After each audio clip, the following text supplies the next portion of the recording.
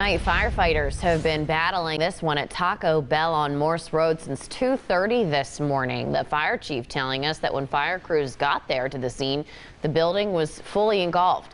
There are no reports of injuries. Investigators are still trying to determine that cause of the fire and still very actively working to get it out there, as those live pictures show. Now to the latest.